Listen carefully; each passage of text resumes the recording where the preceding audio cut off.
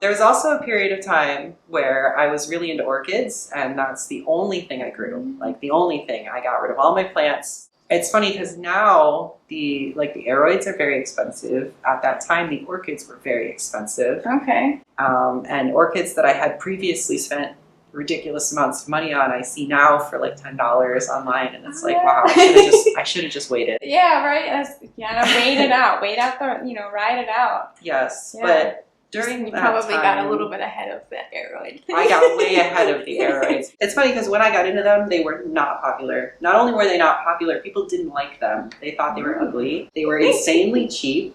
Like, they were not easy to find, not like they are now. I will say the popularity boom did make them accessible. Okay. Back in the day, like the fancy Anthuriums, you could find seedlings, and that was about it. But the prices back then were really good. You're like, that's the part you miss. Yeah, that's the part I miss. But being able to find the cool plants that I had wanted at that time that I wasn't able to is worth it. And most of my plants come from swapping. So yeah, even in this climate, it's still pretty good.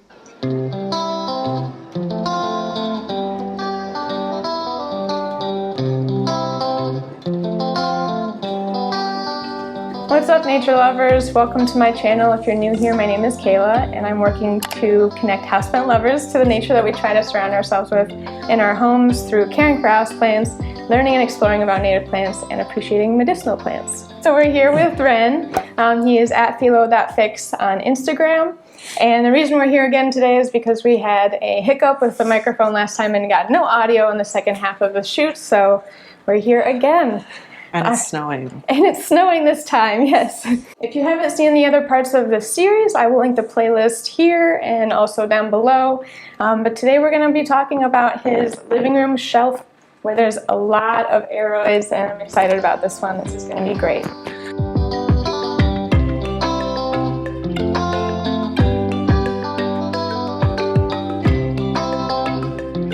Yeah, so on this shelf here, this is my low light plants. You know, it's a lot of aroids, and there's some begonias and just assorted, just leafy stuff. I did put some lamps up. It's winter. This is actually my first time experimenting with some lamps, and the plants seem to be appreciating it. I mean, I've used them for my succulents before, but never on these ones.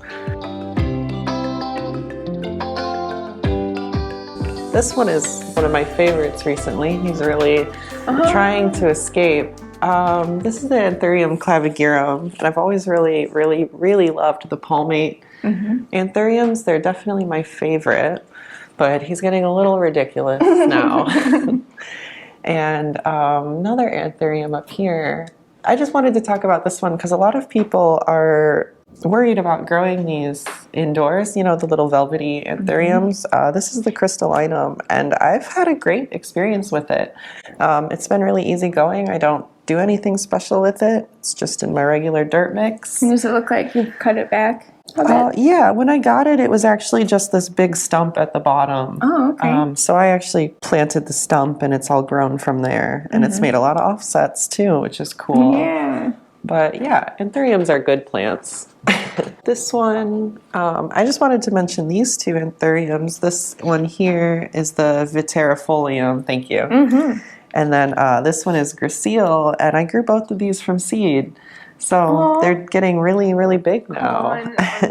Is it just past flowering? Well, yeah, this one is actually making some more seeds of his own. And he's actually got some seedlings coming up in the pots from ones that fell off the other flowers. It's so exciting. So, yeah, it's cool. He's like an adult now. Reproducing and everything.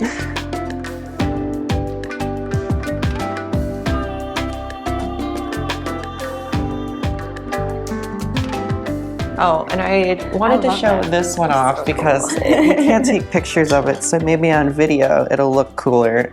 This is the Syngonium. It's just called like SP Lance Leaf or something like that. I mean, it just has the coolest leaves. They're so long and so lancet, and then it does actually make little ears. That one's a little more mature there.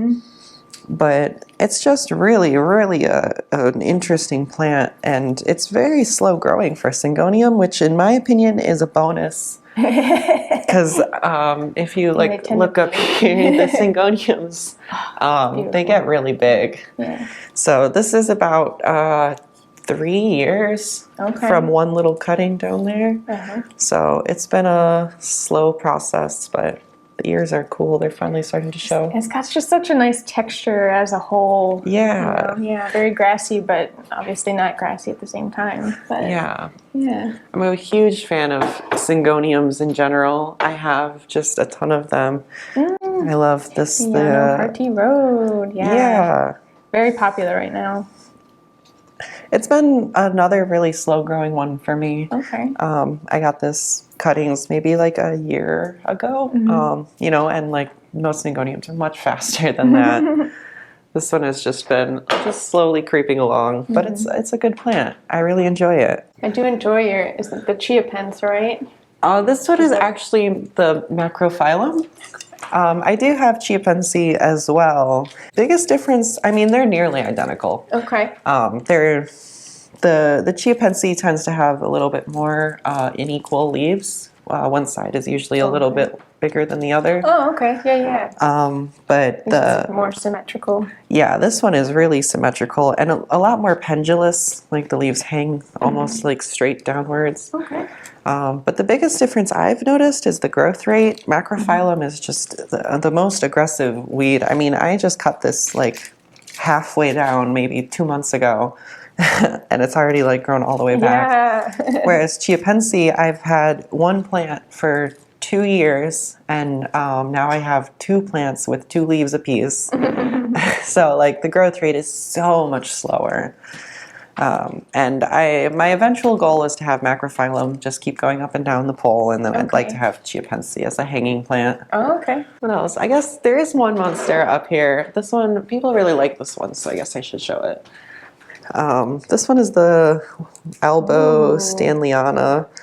I've had this for a really long time, and it's really, really easygoing. I have a really hard time rooting cuttings from it, though. Interesting. I don't really know why. They just really... It's like maybe half of the cuttings I root actually end up plants. But it's going a little white at the top now, so I might end up having to cut it back again. But it's very well behaved. Highly recommend. Very good, like, beginner plant if you just buy it like already rooted. Right. There's quite a lot of philodendrons up here, as you can probably pick some out. Up here is the Jose Bono. That one's really popular right now with the variegated leaves. And then there's the 69686. I think that is it. It's just kind of numbers. I really like the Indonesian name for this. It's just Philodendron big ears. Yeah, and that's always what comes to mind. And here we have Crassonervium hanging down and getting really pretty big. It almost looks falcate with the leaves opposite and sticking out like that. Down here is the Philodendron Plowmanii, which has these awesome little ruffles on the petiole backs. It's a little challenging for me. I don't know why. I've heard other people have great experiences with that one, but this is actually the most leaves at one time it's had in quite a few years. What's been challenging about it? It's really prone to spider mites for one, and also it just does not handle even just like a slight dryness. Like the moment it starts to dry out, the leaves start to shed. So I have to be really attentive with the watering on that one. And I put it in a more pronounced spot, so I would look at it more. And it's been helping, I think. Cool, good. Always good. We have the Birkin down here, which was I really love this one. I never really get tired of this plant. It's really easygoing. Oh, What's going on there? These two have little collars on them, just because the bases were getting a little wiggly, and I don't like repotting stuff in the winter.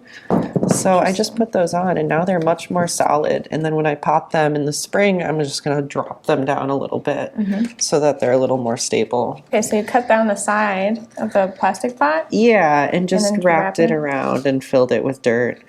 And it works really good. Is the bottom on the plastic pot then too? You can see it. No, the bottom I cut off. Cut that off too. Yeah. Interesting. And you can see it's rooting out from the stem now. like higher up than it was. So it's not wiggly anymore. That is really good tip / idea there. Yeah, my friend actually came up with that idea for an Amorphophallus that she potted too shallow and it kept tipping, so she put the collar around it to stabilize it. And I was like, that's genius. So it works great for philodendrons too. Oh, this is a philodendron too that I think is worth looking at. This is just called Mini Widget. That's like the trade name. It was found, as far as I know, it was found at Central Florida Ferns, just growing somewhere. Because they, I think, were the originators to sell it. I got it from them. And I've had it for a few years now, and it grows very slowly. But it's become, like, I mean, this is a pretty sizable plant for it being so tiny. But it is Oh, yeah, look at that. a vine, and it's kind of like wrapped itself in. And then you've got the silver sword over here. Oh, yeah, he got demoted to the floor because he kept falling over. Oh, no. So, yeah, he lives down here now. And he's throwing a fit about it as we see his leaves are shrinking. Oh. But it's fine. I'm not that mad about it. They're still wonderful. I mean, they're so shiny and silver, and it's just so easygoing. I never have any issues with that one whatsoever. It's beautiful. Yeah. I'm a big fan of the silver leaves, for sure. I have another one that I got not that long ago from a friend of mine. This one is the Atabapoense. Oh, yeah. And it is, I actually had no idea it was like silver toned when I first like asked her about it. And then I was so impressed when I got it in person because not only is it like really, really nicely silver, but the backs are like this really great like wine color. That's always a bonus. And it's been really easy. It just had just this leaf here when she sent it to me. Oh, okay. And that was only maybe 6 months ago. Okay. That's So this is pretty good. Yeah, and I think by next year it'll really take off. Yay.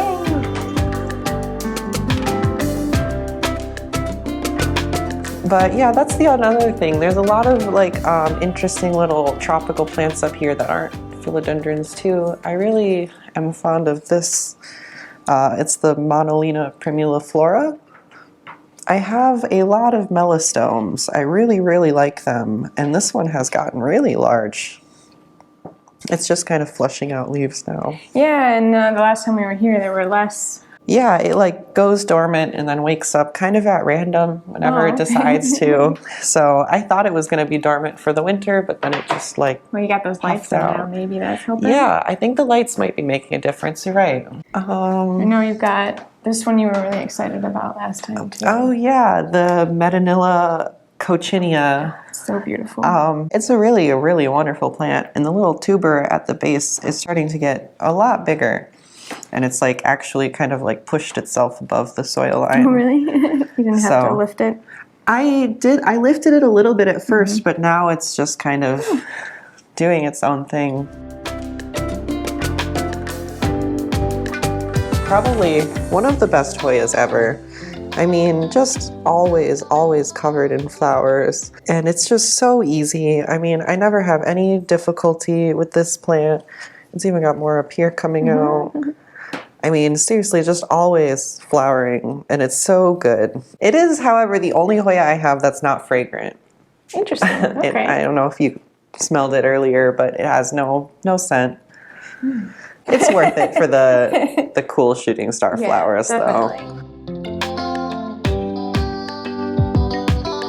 I think the other biggest plant on this shelf is this begonia here. This is racinifolia. It's a hybrid, like a really old hybrid. I think there's some writings from it from like 1890s or something like that. But it's like, I mean, it's huge.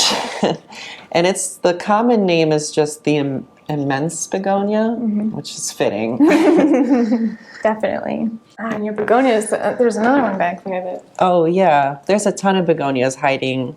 This one is lanceolata, which is a cool epiphytic begonia species. It makes cytoliths as well. You can see these little crystals all over it. They're really cool. I love the epiphytic begonias. There's not a lot of them.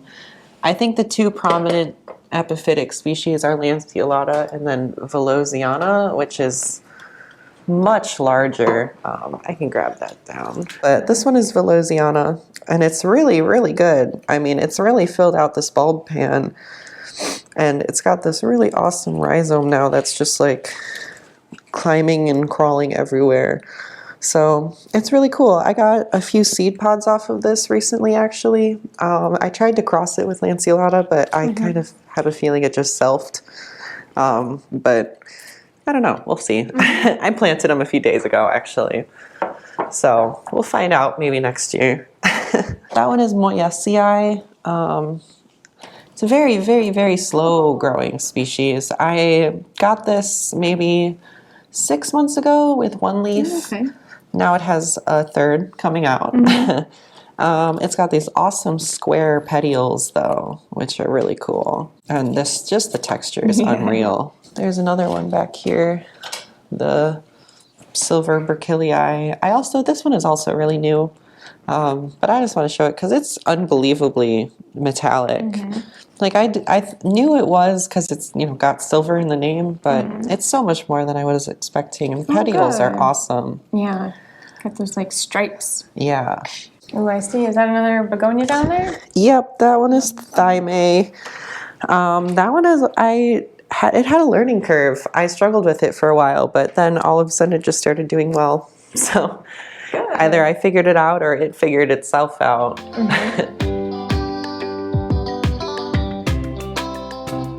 Here we have a really cool peperomia that I'm about to chop up, so it's as good a time as any to share.